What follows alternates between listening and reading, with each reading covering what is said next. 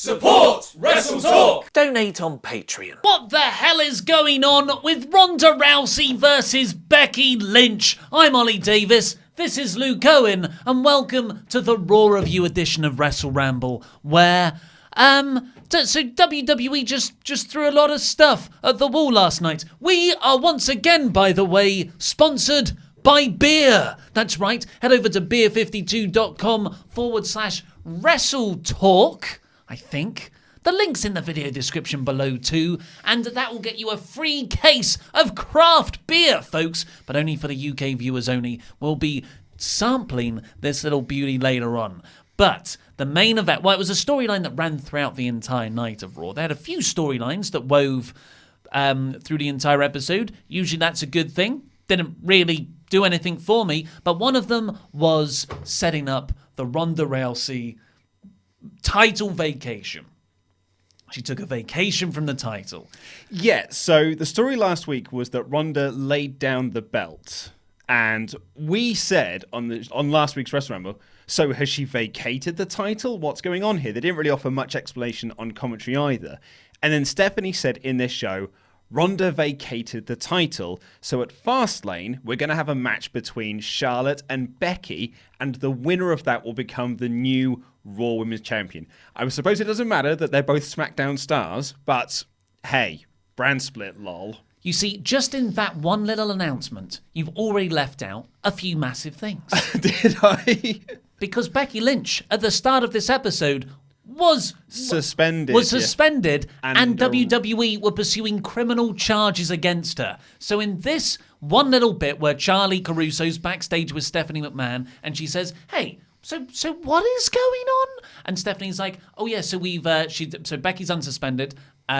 She's all the charges have been dropped, and now Ronda has vacated the title, and it's that Fastlane match to decide the new Raw Women's Champion. So already, this storyline blood feud is held up with the shakiest foundations." Yeah, really, if I'm Charlie Caruso, I'd be asking Stephanie McMahon, why did you kick out Becky's leg a few weeks ago? Are you a heel or are you a babyface? What's going on with your dad? He disappeared. He inserted Charlotte Feud into this flair. Charlotte Feud?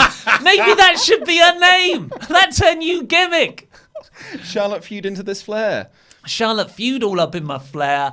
And then this all built towards the main event segment, which was, now we've got the Charlotte and Becky Lynch match booked. Bearing in mind, Becky's not 100%, so she's got to sign a document. Okay. She was medically cleared. Yes, a couple of weeks ago. But then, what happened to her? Look, this is one of the problems. I'm sure it all makes sense, and we're forgetting like a 5-minute backstage bit where Becky was she was taken out again. But this is such a confusing, overbooked, muddled story that it is just insane.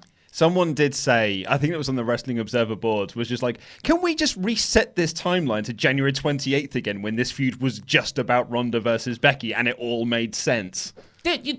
All of the stuff that's happening does not need to happen. This goes maybe a little bit of Nia Jax. Maybe a little bit of Nia Jax to play off what happened at Survivor Series. Why isn't it Becky versus Nia at Fastlane to get her prepared and ready for her Ronda Rousey match at WrestleMania? I guess she got her comeuppance at Royal Rumble. I think... By who? By Randy Orton? I forgot about... Yeah, Okay, so back to this one. Back to this segment. It's the main event, and Charlotte and Becky have to sign this hold harmless agreement, which I forget it exists. It's a thing they bust out every couple of years. Yeah. In one of those weird legal things that majority children audience don't really care about. Nope. I don't really care about it either. But it adds realism to it, though, Ollie. It adds realism. Becky still comes out on a crutch, so I guess she is hurting. And then Stephanie's like, okay, so you're both signing the thing. And then Ronda Rousey turns up because I don't know when she left to arrive at the show. So from what I can gather is that she laid down the title last week and then she left the building and has been walking ever since to get to where they are now. And she arrived just in time for the end of this show because she was walking with purpose. She was like, remember that when Bart's trying to cut school and Skinner's chasing him and he just sort of like walks through that water and then walks up and there's not it hasn't changed expression. That's what Ronda was like here. She was just storming out. I don't know why it made me laugh. The way she was storming to the ring. That wasn't the only thing that would make me laugh about Ronda's performance here. Maybe she walked with such purpose because she's the only person who knows what's going on here. She walks back into this segment and she says, look, well, now Becky's back, I can have my title back. Yeah, this is what I wanted. I wanted Becky in the WrestleMania match. I didn't vacate the title. I gave it to you to hold for a week. Can I have it back now? So Stephanie says, okay, here's the title back. And you're like, well, what was the point of all of that then? And then you're like, actually, weirdly, that's kind of consistent with her character because just a couple of weeks ago, the exact same emotional payoff happened when Becky was like, oh, so you just want me to apologize? And Triple H and Stephanie were like, yep, you're unsuspended now.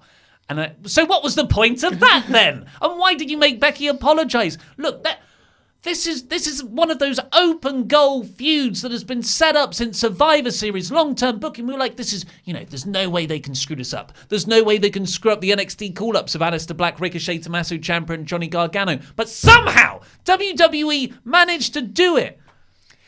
Yeah. Somehow, I say this every week, it's McMahon Bret Hart all over again of just like, we've got this ready-made feud. There's no way we can F this up. We've got 8 weeks. Now what do we do? Stories. What we need is a storyline. That's how you'll get this over. And it's just adding layer upon layer upon layer upon layer of unneeded nonsense just to get us to a match. Like, this was... Even if you wanted to do it as a triple threat, this was the easiest thing to do in the world then. Have Becky win the Rumble, have Charlotte beat Becky at Fastlane to get inserted into the match, and you still carry on a blood feud between the three of them. You didn't need Stephanie McMahon and vacating a title and not vacating a title and Becky being injured and signing paperwork and fighting for the Raw Women's Championship despite being a SmackDown person at a pay-per-view and then Ronda. It didn't need all of this. It just needed just a little pinch of blood feud. Basically, what Ronda and Becky are doing on Twitter. And that's the most remarkable thing about this. All that stuff they were doing last week with Becky and Ronda going back and forth on Twitter appeared to be setting up this angle on Raw and setting up this Ronda heel turn. Because she did say, I'm going to beat the S word out of you when I see you next. And she delivered on that promise. So all of that stuff was a brilliant little work to set up here. It feels like whenever Heyman is doing this, because apparently it was Heyman that's like orchestrating the social media side of things, that's when this sort of works. Because all the social media stuff is what people like about this feud. And the McMahons, I think, is the most negative aspect of the whole thing, both creatively behind the scenes and annoyingly in front of camera. Like, really, what is Stephanie adding to this entire thing? Why does she weirdly put people down, then weirdly get on their side? She cut a promo on Ronda to close the show. Oh, yeah, we haven't mentioned it yet. Ronda turned heel.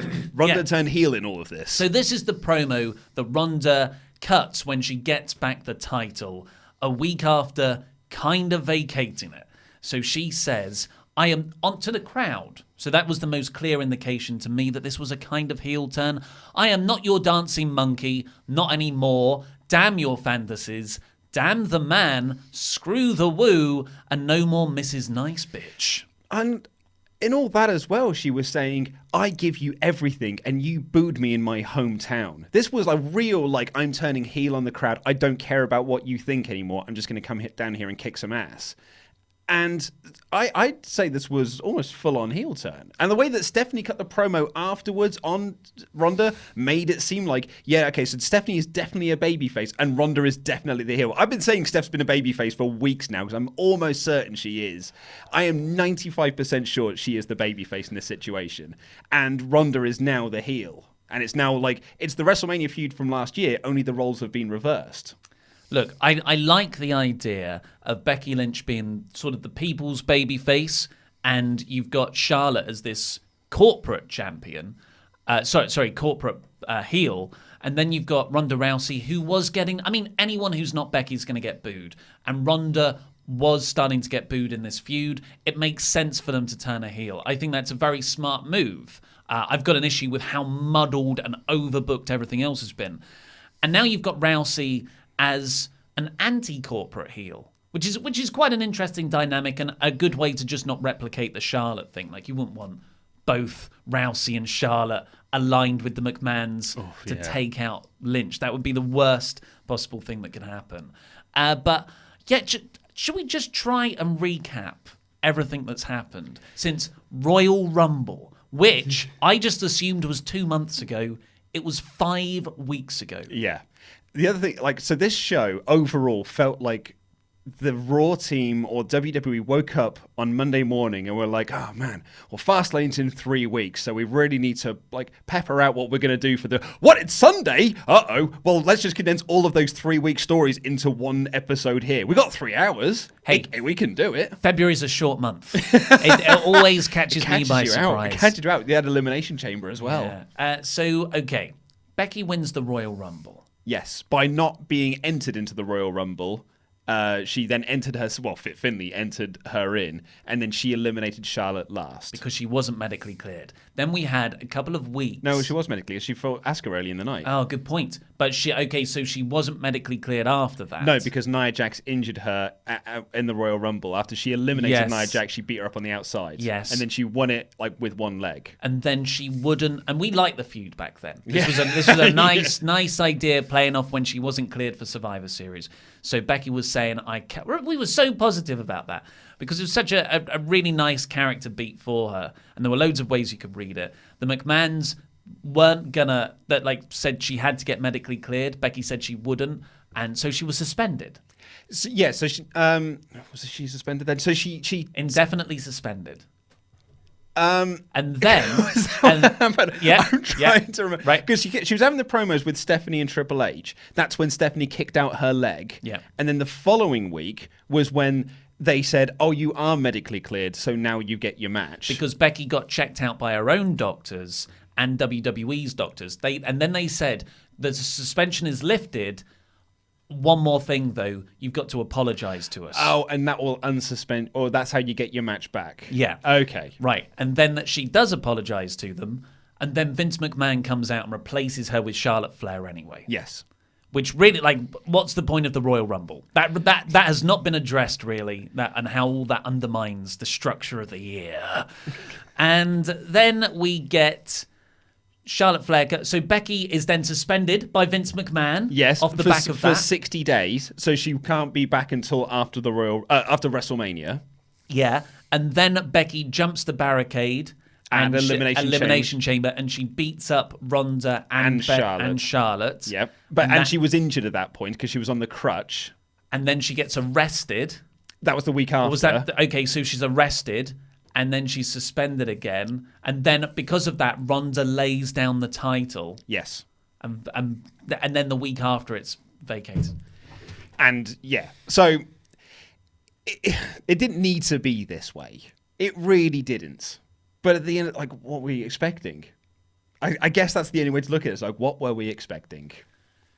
Yeah, I mean, I was expecting a coherent feud that really just goes down to the solid basics of why it's working, which is Becky versus Ronda. I just feel like if I'm WWE at this point, I'm doing WrestleMania where Elimination Chamber is 3 weeks after the Rumble, where I've got the least amount of time possible to screw things up. Because when you give them 10 weeks, they're like, uh-oh. Because you just change.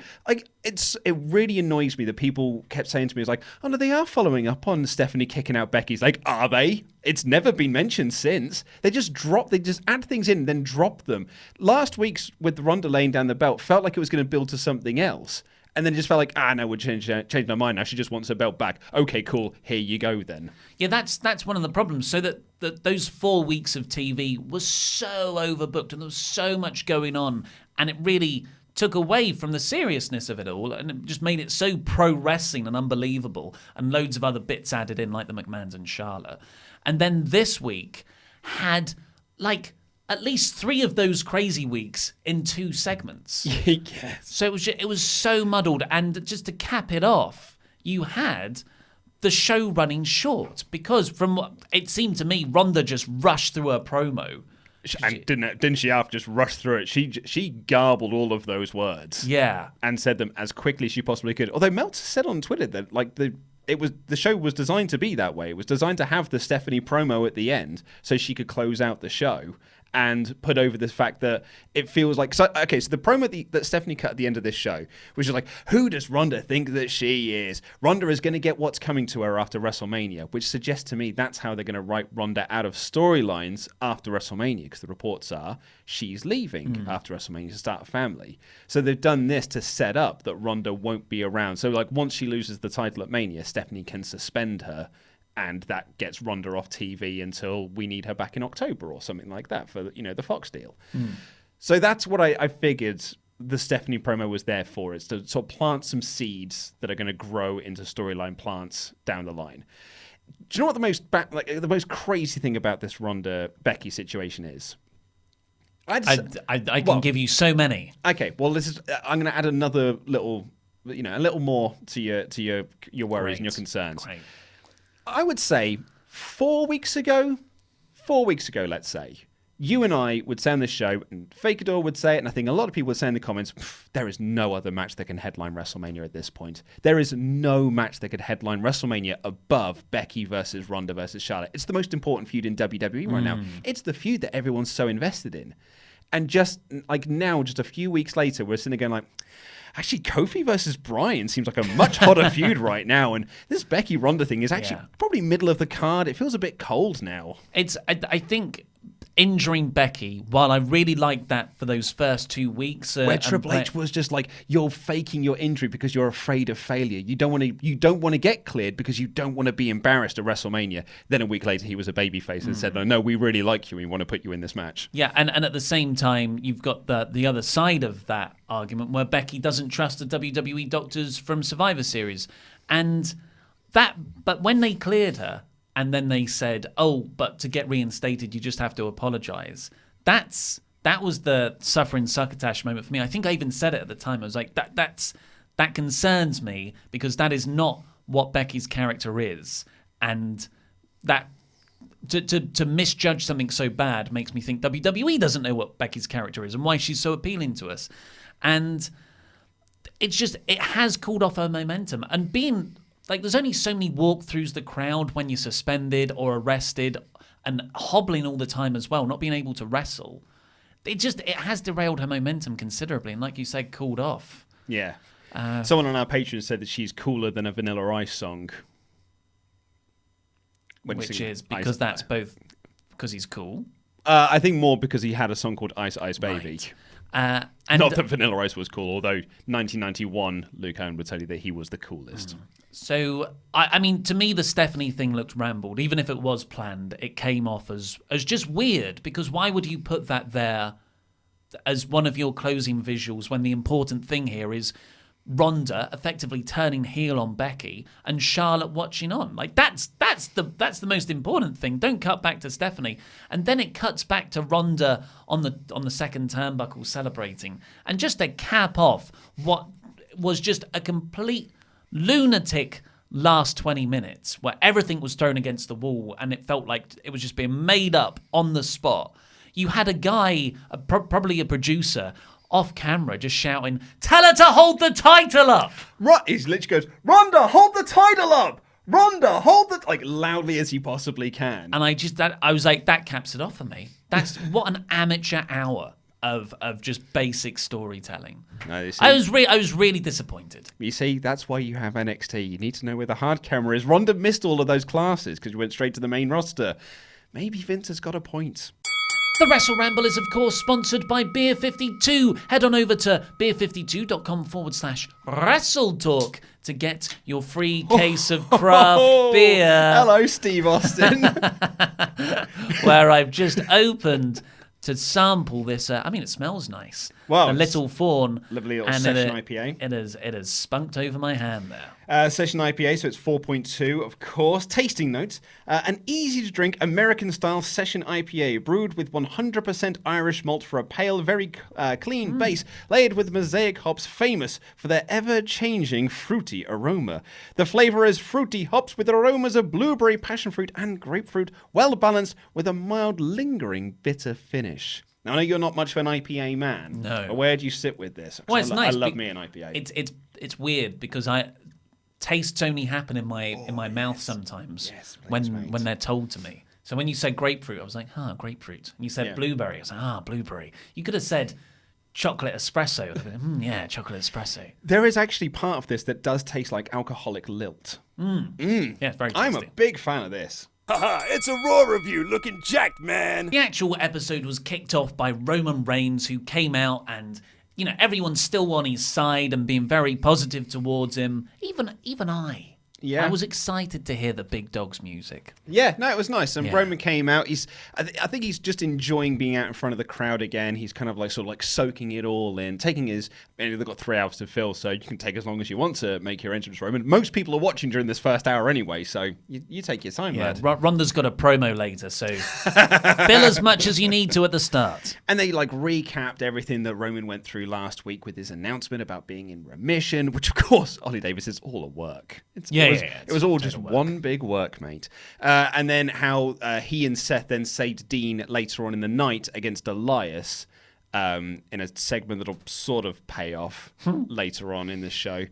And he talks about he's back. He's here to take back his yard. He wants the Universal Championship. Well, did he say Universal Championship? Because that's why I thought this was a very good piece of writing. He said, "Now I'm back. There's something that I want, and my Shield brother, Seth Rollins, is in the way." Well, that would mean it's the Universal Championship. No. The Shield. But Seth's always on his side. Seth was on his side last week. It's Seth not wanting to be with Dean.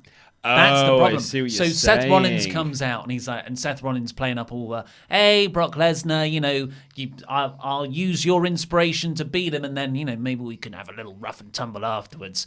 And Roman's like, I'm not talking about the Universal Championship. I wish you best of luck, though.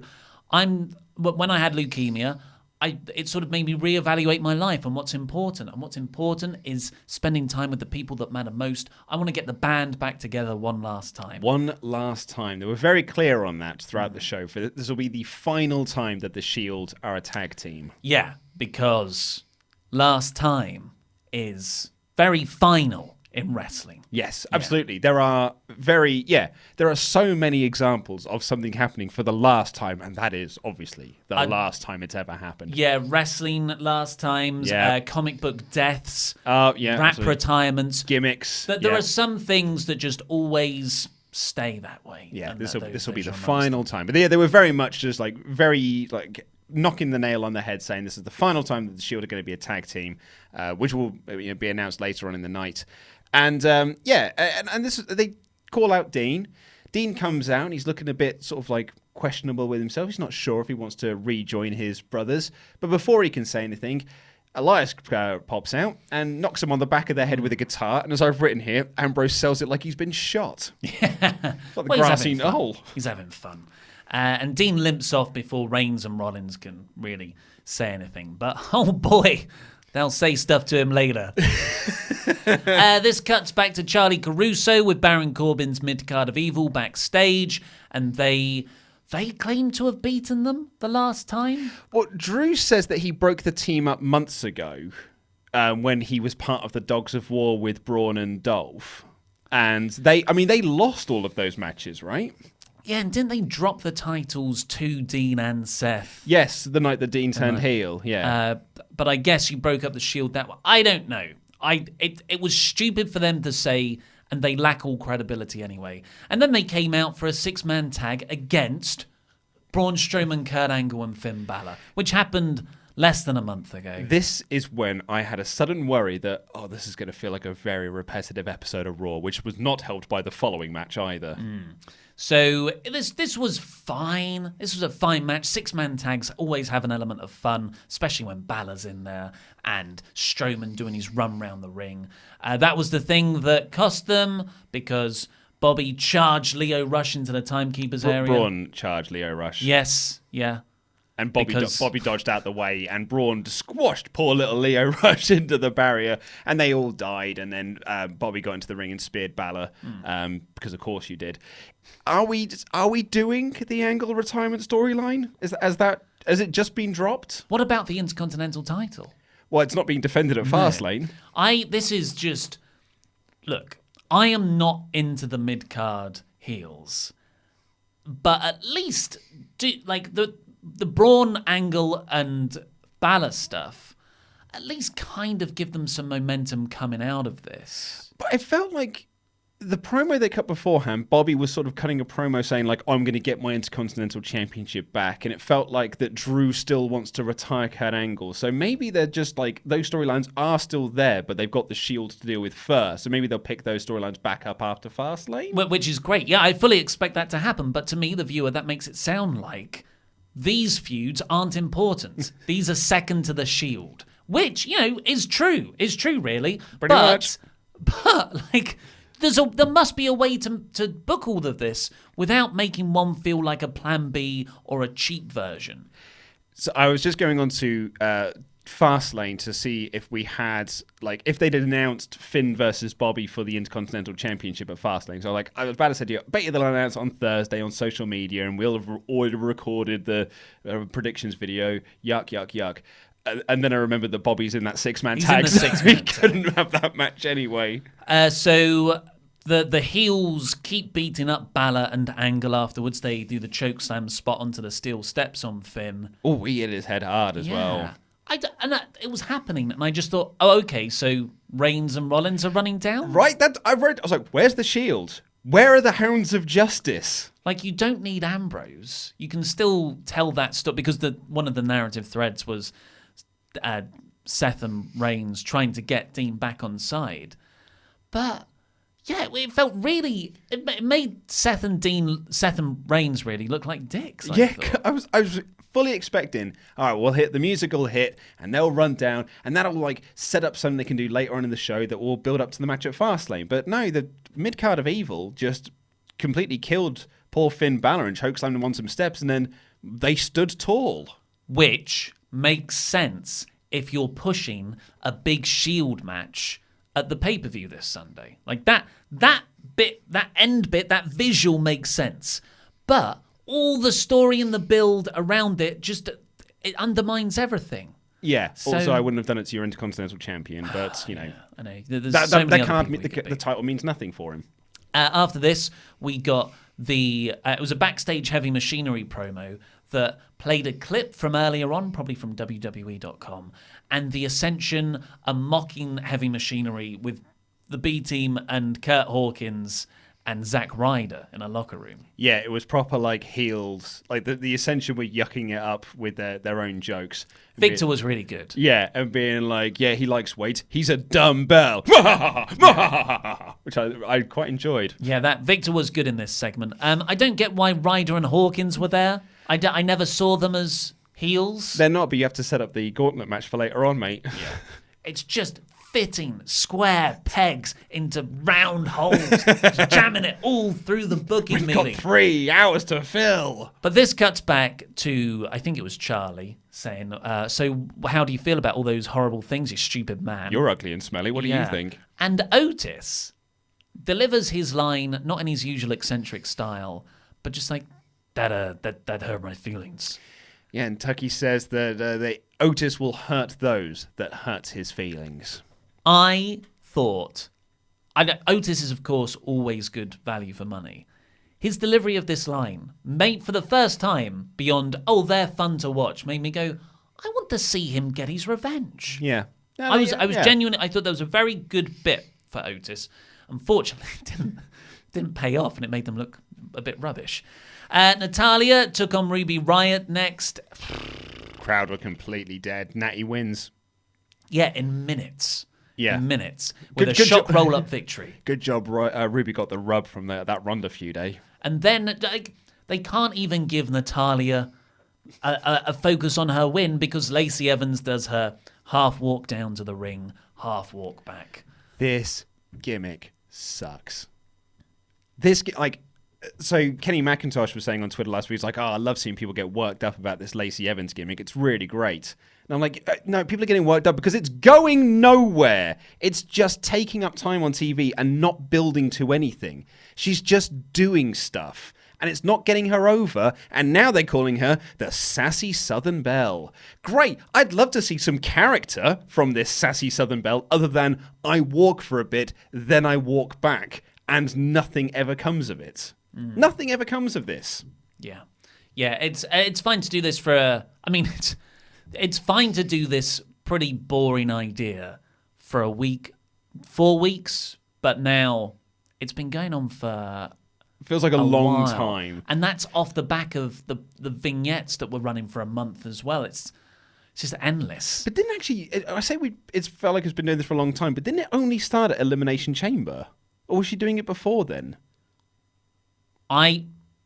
Yeah, maybe you're right. But maybe it feels like it's longer because it's on both shows. I don't know. I've lost faith in... definitely lost faith in that end of 2018 round of NXT. Yeah, where's call-ups. Nikki Cross? Next up, we got... Another question. Yeah. What happened to Natty's feud with Dana Brooke? Oh, God. They're hanging out with Mojo Rawley. You remember the... Yeah, sorry. Next up, we got what so it's a Saturday Night Live thing. Yeah. With two chaps, Michael Che and something Jost. No idea. We don't get Saturday Night Live here in the UK. Names. No idea who they were. I didn't think this company did a good job of introducing who they are, apart from saying they're from Saturday Night Live. My only thing I took away from this was like... Colin Jost. Well, they're Michael Che. if they are from Saturday Night Live, they're never in any of those videos they get shared around on the internet of them like doing send-ups of politicians and like current events. So if they are from Saturday Night Live, they almost feel like they're the B team of Saturday Night Live. Well, I don't know. I think that... But maybe they're massive on it. I don't know. Yeah, they're the co-head writers from what I read. Oh, yeah? Yeah, and Crikey, that's great. That sort of correspondence segment that they lead is one of the long-running skits. So I would... corrected. I think... I didn't mind the way they were introduced because I can fill in the blanks. Okay, they're Saturday Night Live. They must be a big deal. And I'm sure they're huge in America. That's a very big show. That's it. As I said, we don't get it over here. But to have this dramatic video package about Ric Flair being beaten up last week, and then to cut to Stephanie McMahon, hey, how's it going, guys? Nice to have you along. These are going to be the WrestleMania special guest correspondents. It was such a jar of tone, especially because Stephanie was kind of involved in that angle with Triple H, and she was down there for the Ric Flair bit. Yeah, and this fine. They're there. Celebrity involvement in WrestleMania. It's a standard thing. They'll get inducted into the Hall of Fame in a couple of years' time. But they had two more segments that I took significant issue with. Okay, after this, we get Triple H's promo. Batista cuts an Instagram promo saying that he's not there this week because he's scared of Triple H or anything like that. He just doesn't like Philadelphia. No offense. Yeah, which was fun. And he says, but he will be, not that I like Pittsburgh for next week, but I'm going to be there. Still, He's getting heel heat in advance. So Batista was great. I thought his delivery was fantastic. He had a nice bit at the end where he said, we're going to play by my rules until the game's over. See what I did there? It was a great delivery. Heel Batista's great. I like heel Batista. And Triple H wanted to cut a promo about he wasn't there to celebrate Ric Flair's birthday. He was there to celebrate the life of Richard Flair. I'm not sure how I've always just said it Flair, to be honest. Yeah. Even when I've seen it written down the correct way. Flair. There's an H in there. Yeah. It's I liked Hunter's delivery. I thought Hunter's delivery was great. Surprise, surprise. He's very good at doing promos. But the content didn't sit right with me. He brought up a nice joke about how Rick was at his wedding. I tried to be at all of Rick's weddings. Couldn't be there for all of his weddings. Which was funny. But then he transitioned from that quite clumsily, I would say, into how he was by Rick's side when Rick buried his son, and last year when Rick had that health scare. And Triple H was, did this very well. He was choking up. Choking up, yeah, man. And the crowd reacted very well. They were going like, woo! I just, it didn't sit right with me. For whatever reason. Is the reason why, because I've seen a few people say this in the Twitter sphere and online, that it's because Triple H was cutting a promo not as a wrestling promo, but it's about, I'm going to fight you as a real-life person. Yes. And it's those promos that say, everything around you is fake, but this is real. And the problem when you do, all this stuff over here is fake. Like this Ronda, Becky, Charlotte stuff, that's all fake. Because that's a wrestling storyline, but this match is real, then you're like, well, why do I need to buy into the fake thing then? Yeah, it undermines everything else on the show. Everything that Triple H has ever done, it just implies that it was all made up beforehand. And yet, especially when you've got that made up, which is so overbooked and so stupid wrestling, you're like, well, this isn't real. Yeah. That is a part of it. Because he does the whole line like this isn't a game. This is real life. You won't be looking into the eyes of the character Triple H. You'll be looking into the eyes of the man. He never said Paul Levesque though. No, he didn't say Paul Levesque. No, it's yeah. And he buried like Batista's promo saying like, oh, what, you're just going to be bad guy 101 now and just like get your local town heat. That's not how we're doing things. Yeah. So all that stuff I thought was a bit lazy. Like, it's fun to make stuff seem like a work shoot, but you want to make a work shoot that doesn't stop you believing in everything else. Yeah, it's funny. So Gorilla Position praised this on their Twitter feed, saying like, we all love feuds that blur the lines between fiction and reality. And I'm like, I don't think this was blurring any lines. This feud was saying, no, this is all real, and that stuff's fake. Yeah, it's weird that Ronda and Becky make me feel like their Twitter feud is real, but the on TV stuff is completely fabricated. But Triple H and Batista are doing it the other way around. They're making I liked the performance. I didn't like the content, and maybe I would have been fine with it if it hadn't come with all the other Saturday Night Live bull crap later on, and how overbooked the main event has become. Perhaps, yeah. But it's a good chapter. It's like a good next chapter to progress this on. And Batista and Triple H are going to have a showdown next week. Face to face. Yeah. Charlie and Stephanie backstage after this. This is where Stephanie switched gears again. What is her character? Is she a face? Is she a heel? Is she an authority figure? Is she a McMahon? And said that we're going to get Charlotte versus Becky at Fastlane. Very overbooked. Then Roman goes to see Dean Ambrose backstage. In a weird pipe room. And he said, so this is where you hang out, huh? We've got a locker room. Yeah. This was fine. This was quite cute. Yeah.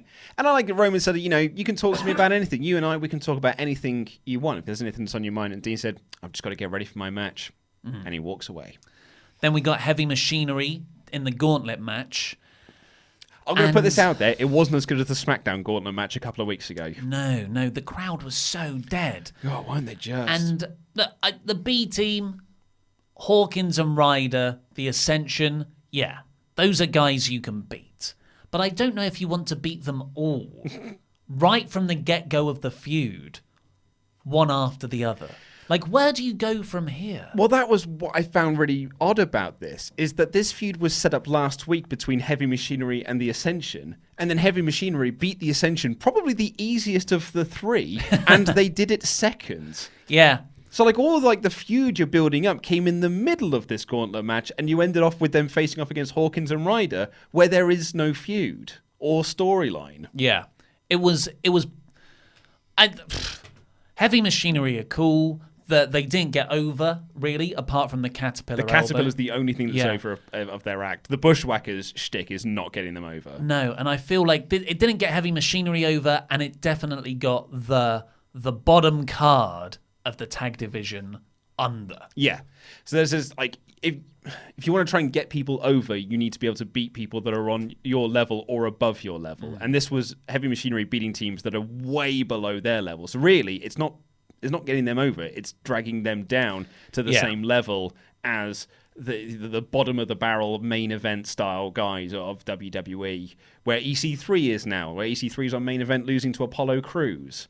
Yeah. So it was no good. And then Renee Young afterwards was like, hey, the worm's great. And Michael Cole, as quick as a flash, buried her. Oh, it was nasty. I didn't like it. It felt like the more toxic style of mansplaining. Scotty 2 Hotty does the worm. That's the caterpillar. Yeah, it's the caterpillar. You're an idiot. And then Renee tried to speak, and then they just steamrolled over her into the next segment. Like Renee's no good. She has struggled. But and I don't know how much of that is her talent, how much of that is direction from Gorilla Position and the producers. But give her a shot. Like she's not being helped out by anything. Speaking of Gorilla Position, I actually forgot to mention this when we were talking about it earlier, but in that Stephanie backstage promo, did you spot Michael Hayes being told to get out of camera? No. You could just see his little white trilby and his hair just sat there, and then his head go, oh, and then and the camera kept trying to move around to try and frame him out of shots. Then we got an announcement that Tori Wilson is going into the Hall of Fame, which felt weird, because they would make the same announcement with a video package a few segments later. Yep. They did just like the whole episode felt ramshackle in the way it was put together. Because they announced Tori Wilson for the Hall of Fame, then had a promo for Captain Marvel, then announced Batista and Triple H face to face, then did an SNL skit, and then announced Tori Wilson again, but this time with a video package. Yeah, very haphazardly thrown together. About that Saturday Night Live guys skit. So they're Che and Jost. Forgotten their names again. They're walking the good guy and the bad guy, because they did play up a babyface heel dynamic. Well, I called the cocky one and the other one. Is basically what my notes are. The cocky one's walking along, and he says, I'm sure loads of American viewers are screaming at us at the moment. And that's absolutely fine. I don't watch Saturday Night Live. We don't get it here. I've got their names. I don't know who they are. They are Michael Che and Colin Jost. Yeah, it's the same if you Che had the lead touchdown man from the Denver Broncos on your TV screen. Wouldn't know who that is either. Sports. And they're walking along backstage, and the babyface guy is saying something, and the heel guy's like, WWE's great. Yeah, I'm up to date. I'm really up to date. And he lists off like, I love the Bushwhackers and Razor Ramon. Coco Beware. And okay, that's the joke. That's the joke. I'm up to date, but all my references are in the 80s and 90s. That's a joke. It works if you then pay it off by him running face to face with a bunch of top tier stars.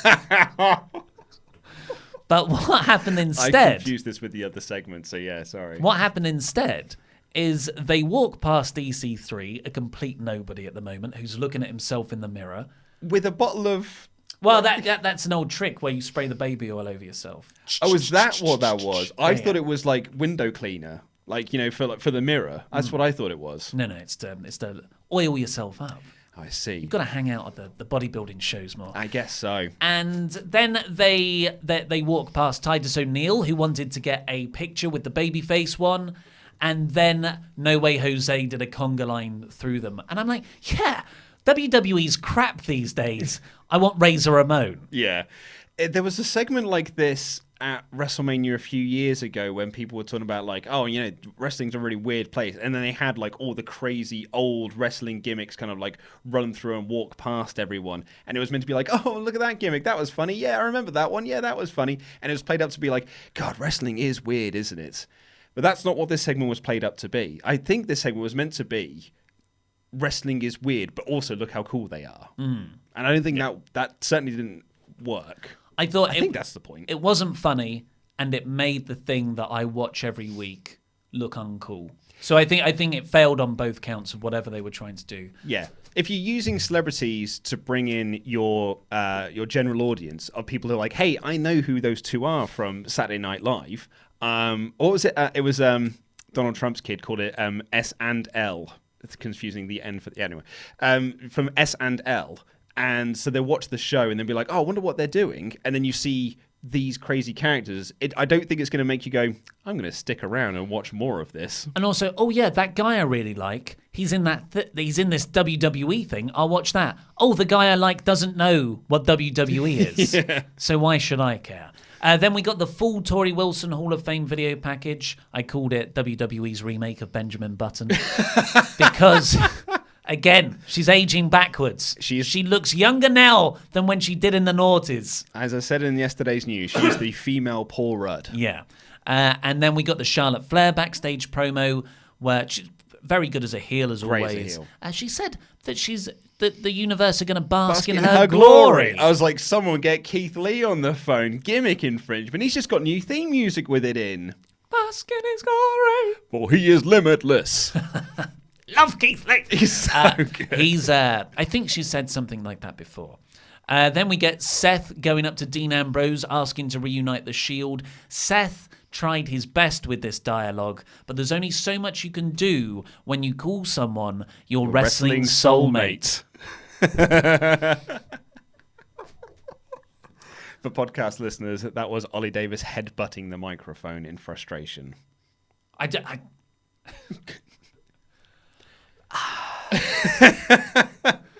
We don't need to unpack that. Anyway, Dean doesn't want to get the band back together. Because he's got a match next with Elias. Elias sings a song about how rubbish Philadelphia is. Yep, your local sports team. Dean has a match with him. I thought Dean worked this match really well because he was selling his back injury from earlier when Elias took him out with the guitar. Yeah. And that played in to why Dean lost. He was going to go up to the top rope to do his usual double axe handle spot, but he couldn't get up there in time because his back was hurting. So when he jumped off, Elias hit him with this sick knee to the face. Oh, man. V-trigger out of nowhere. And then he won. He hit the drift away. Yeah, so... yeah, Dean puts another guy over. I still think he's definitely on his way out. Well, thank God he beat EC3. Yeah, and Reigns and Rollins come down after Dean has lost. Really, Dean should win if you've got the Shield match on Sunday. But he lost because he didn't have the Shield with him? I guess so. But that's not really the story they told. Because it's not like Dean was being beaten up. Dean had to go and save Reigns. So what happened, Reigns and Rollins comes down. They try and get him to join. He leaves through the crowd, which was a nice touch, considering the Shield's usual entrance. And then the mid-card of Evil came out. Blah, blah, blah. Pathetic, you're rubbish, yada, yada, yada. Start beating up Rollins and Reigns. And then Dean has to come and save him. So I don't think that story works out. No. Again, this is... Roman only came back last week. They had 2 weeks to book a storyline to get them to Fastlane, and they had to kind of wrap up a lot of the storyline they'd been telling since Roman left back in October, November. So you had to put some bows onto all of these loose ends to set up a match at Fastlane, because in theory, you're losing Dean after April. This is the last time you can do a Shield reunion, so we've got to do it now, because we can't do it at WrestleMania because Seth's busy. So I get that you really pushed and limited for time. You only had 2 weeks to book this. You really had to book this on the fly because no one knew, apart from a couple of top people, no one knew that Roman was coming back until last Monday. So I can appreciate that. I get that. I get it. I think they've done a bad job. I think they've done a lazy job because just look at all the stuff that's scuppered. You've got Strowman, Angle, and Balor are just fodder now. They play into nothing. And they really have been wasted for a month, that means, because they've been sort of on-off feuding with the mid-card of Evil. And then Elias. What is the point of this Elias thing when he just walks off and he's not involved in anything afterwards? Yeah, because I think he was involved last week. Yeah, so it's a really messy feud. It doesn't work as a nice story. Sure, there's motivation there, and it is one way to get them there. But considering all the writing resources and people they have... There must have been a better way, even with Reigns coming back last minute, and you've got to change stuff, and it's you've got to do it all in 2 weeks for Fastlane. Even with all that, surely there's a better way to make it all work. I bet you last week it was an 8-man tag. I bet you that's why they did the Elias thing last week, because they had plans to do it as an 8-man tag, and then Vince McMahon decided, nope, we just need the Shield, scrap that bit, and we'll just do it this way. Maybe. It should just be a Shield match. I completely agree. I think like the Shield and Braun Strowman, it just becomes so muddled. If we're going to get the Shield for the very last time, I want it to be the Shield, not the With Shield Kurt Club. Angle. Yes, you're right. And Triple H. Yeah. All the other people Papa have been Shield. involved in the Shield. Then we got Tamina beating Sasha Banks. That's the way round you did it. We got Bayley beating Nia Jax last week, and Banks lost to Tamina here. So they're one win apiece for teams ahead of their tag title match this Sunday. But really, it should be Tamina losing. And keeping up with those consistent rules in WWE, Nia Jax pulled Banks out of the bank statement, not a DQ though, and then that allowed Tamina to still win. Commentary, I just want to add. Last week, I know you don't watch NXT because you're cool. Apparently, I did last. Actually, you watched the Dijak Keith Lee and match, Donovan Djokovic, which a match that you said I might watch NXT now. Oh, loved it. So on NXT last week, Bayley and Banks went back to NXT, and they announced, I saw that actually. We're defending our women's tag team titles on Raw, SmackDown, and NXT. The next time you see us in NXT, we're going to be defending these tag team titles. It's going to be great because we're defending these belts across all three brands. Cut to Raw, they say, and Michael Cole says, and I quote, the titles will be defended on both brands, Raw and SmackDown. So is the NXT stuff in main roster continuity, or is that just a side piece? Because what if like Nia and Tamina win them this Sunday, but Bayley and Banks are still defending them in NXT, in months to come? Yeah. So we've already established that WWE has a continuity and overbooking problem. There's another one to add to the pile. Yeah. But my biggest problem, other than the overbooking of the Ronda Becky thing, which is just throwing money away, it is directly leading to decreased interest. I genuinely believe that. But sort of just making everything look stupid and just finishing off Braun Strowman for 2019, really. The Saturday Night Live guys, Che and Jost, are walking around backstage again, and the heel one says, I'm not scared of any of these guys. I work out. Joke. Ha ha. The joke is they can all beat him up. Yeah. And then he turns round, and then there's Braun Strowman. His nipple. The biggest, meatiest one, and his nipples are twitching. And rather than sort of play up, I'm scared, the heel guy, it's like, hey, we work out. We're on a similar level. Okay, you're still running with that joke. That's fine. It's still a joke now. The payoff has to be, though, that he is strangled to death, essentially.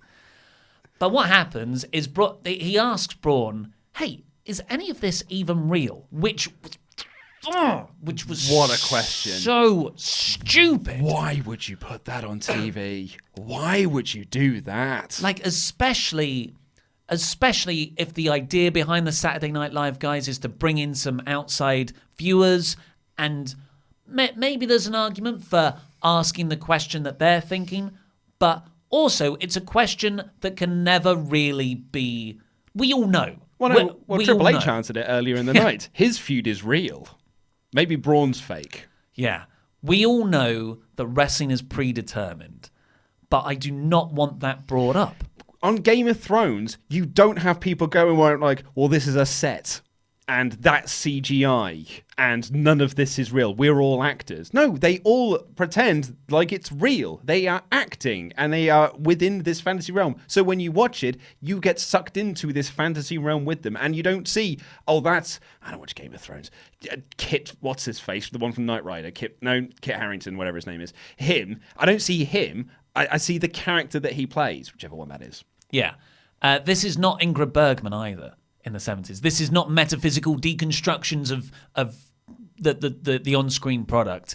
We want to, but this is quite basic stuff. We just want to watch things and believe in it, not have people who are being dicks talk about how the stuff we're watching is a bit crap, and not real. Like, why do you like this? Why do you like watching it? Because it's not real. Yeah, and also that if this is like you don't watch the product and you think it's all fake anyway, why are you getting involved at WrestleMania? Like, why do you, as a kayfabe thing, why do you want to be a part of it? Okay, but still, Braun Strowman's going to strangle him to death, right? Surely that's the comeuppance. Braun Strowman grabs the heel Saturday Night Live guy by the neck, lifts him up, and he said, "What do you think?" Yeah, and he's like, "Well, I'm not really reacting." He didn't say this out loud, but he was just not selling it in his face. And then they cut to commercial, and not only do they cut to commercial, which I assume is at least 2 minutes long. They then cut to ringside when they come back. Hey, it's the Cricket Wireless family who won seats at ringside. Yeah, and then they cut back, and Braun is still choking this lad out. While loads of people are running in trying to stop him. Like, you don't even care about this guy not caring about the show. And Braun puts him down, that everyone finally convinced him to do it. And the Saturday Night Live guy is just unaffected and not selling it. And I thought, I want every single one of those producers and backstage agents, Fit Finlay, Adam Pearce, to stretch this stupid out. He might be a wrestling fan. Like, I don't know. And he maybe this was what he was told. But this, I wanted horrible things to happen. But maybe that's the point. They want you to, as a wrestling fan, they want you to have bad things happen to him. Okay, there's ways to do that without compromising the reality of the product. That's the key to it. Yeah. But I think we're all in agreement here that this is going to build to a tag match at WrestleMania where Braun's going to go out into the crowd and bring Nicholas back, and then Nicholas and Braun are going to beat the Saturday Night Live guys. But right? one of them's a babyface. Well, the babyface will leave because he don't want no part of Nicholas, former tag champion. I do think that this sets up a celebrity match for Strowman at Mania, which is just insane considering where he should be. I had Braun to win the Royal Rumble. He was fighting for the Universal Championship not too long ago. He still hasn't had his match that was taken away from him. Oh, Baron Corbin. And finally, that was McMahon that took it away. At least we'll slightly end on a high because we've already talked about the overbooked main event. You want to talk about the Women's History Month segment? Well, at least it wasn't a moment of bliss. Yeah, always look for the positive. So there's a Women's History Month segment. I've said my piece on.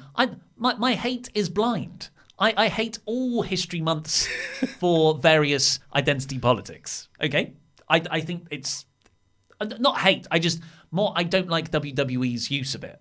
That's more, backtracking. Well, yeah, like, so I get where you're coming from with this, and I do agree with you. If you're gonna do these sort of like Latino history months and Black History months and Women History months, celebrate wrestlers, celebrate women of WWE, celebrate the Latino wrestlers of WWE, Black, African American wrestlers of WWE, celebrate your own history rather than Alexa Bliss saying like, do you know who I like? Rosa Parks, and sort of talking about this sort of stuff. It comes off as so fake and so PR, and it's so patronizing as an adult to watch it. But also, on the plus side, is Alexa a heel? Still better than Moment of Bliss. That's true. So I'm happy with that. So what I wanted to talk about was the final match, which was the penultimate segment, really, and it was the Revival putting their titles on the line against Ricochet and Aleister Black. Now let's just put aside the fact that Ricochet and Aleister Black should not be a team. They should be solo acts. This was a pretty decent match that went 5-10 minutes. And then it was ended by Bobby Roode and Chad Gable attacking the Revival, ending it in a DQ. So the titles didn't change hands. And that sets up a really, really enticing three-way tag feud. Because apparently this was meant to be a four-way tag feud. That's what Meltzer was writing in The Observer last week. The plan for Fastlane, or either Fastlane or WrestleMania, was going to be a four corners tag match with Ricochet and Black, Gable and Rude, The Revival, and DIY. And that was the match you were going to have at either Fastlane or WrestleMania. But with Tommaso Ciampa now injured, essentially, and unable to, because he hasn't been on TV now for, this is the second week they've not been on TV, in ring at the very least, they're just going to turn into a three-way feud instead. That's confusing to me because this whole pairing of Ricochet and Black happened when Ciampa disappeared. Before then, they were pushed, rightfully, as solo acts. Mm-hmm. So I just figured when Ciampa got injured, you kind of pull Gargano away with him, and you're like, let's just put Black and Ricochet in their spot. Yeah. So all this stuff that's happening now in the tag division seems to me like what they were going to do with DIY. I would have thought the same thing, but apparently this was the plan all along. I've said my piece on the Black and Ricochet thing. I don't think they should be a tag team on the main roster. And then people said it was like, oh, well, then they're now a tag team in NXT. They're competing in the Dusty Classic. My argument there's a storyline reason for that. They don't want the Undisputed Era to win, so they are entering themselves into the tournament to make sure they don't win because they've got history with them and they don't like them. Storyline reason. Here, they're NXT call-ups. It's like when Raven came into the WWF in 2000, they were like, just put them with Taz. They're from ECW together. They have a team before. They're not like close or anything. Yeah, but they're ECW though, aren't they? So they probably are best mates. Yeah, NXT. And Ricochet cut a promo beforehand. We're humble. And yeah, but it was a good match, and the crowd were into Ricochet. How can you not be? And there was a really cool bit at the end where Rude and Gable brawled with Black and Ricochet. Rude and Gable sort of bail, and Ricochet and Black go to do their dives, but in stereo, do their flip back, sit down, and pose thing. Superhero pose thing, yeah. Ricochet's so good. He went to do this crucifix pin spot, and it went like all tits up. But because both of them were just in tune and knew exactly what each other was doing, they made it look so seamless and be okay, well, let's just transition into doing this instead then, rather than just falling to the floor and then going, well, now what? Do the spot again. Do the spot again. Yeah, so I'm at least... While I don't like them as a team because they're much better as solo acts, at least this is going to be a hell of a match. And if Gable and Rude are allowed to be more heelish, which it seemed like they were setting up here, as they have been for the last few weeks. I said that a couple of weeks ago. Yeah. That's much better use of them. The other thing I wanted to make mention of this as well is that it was either Dash or Dawson tweeted last week that they only had one request as tag team champions. They want an entrance. They didn't get one here again, so we're waiting for them to finally get what they're asking for. Well, I gave it a poor, a 2 out of 5 score. Yeah, I thought it was a very shoddy show. I thought it was a boring show. I was thoroughly bored throughout, and the Ronda Becky stuff really did kind of turn me off from things. I think Ronda will be an effective heel, though. I quite liked her as a heel. I thought her beatdown of Becky at the end was quite good. And I'm hoping we get to see a more aggressive side of Ronda throughout this. So that might be quite nice. But it was, you said it earlier in the day, I thought this was the perfect way to do it. It's just throw everything against the wall and we'll see what sticks, because it's a pay-per-view on Sunday and we've got to do something. And then, we're on the road to WrestleMania. This was not as good as last week's show. We're 4 weeks out from WrestleMania. I still don't feel like we really are.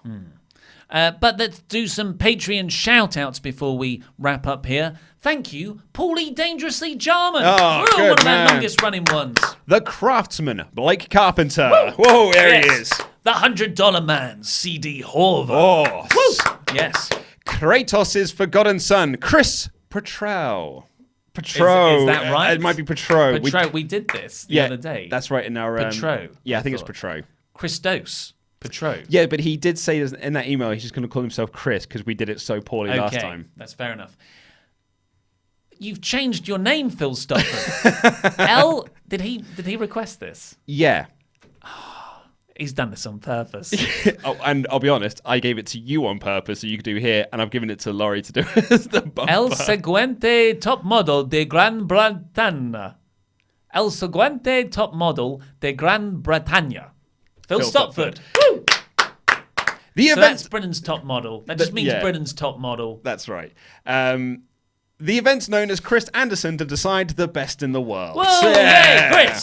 Ben, hey now, you're a rock star. Hey Lee. Oh, lovely come on. stuff. The bearded zombie cat, Zack, whose brother's birthday it was yesterday. Happy belated birthday. It's my brother's birthday today as well. He's no jackass, Dano. Oh, yes. Whoa. And finally for today, Patreon's #1, Zack Gibson. Woo! Yes!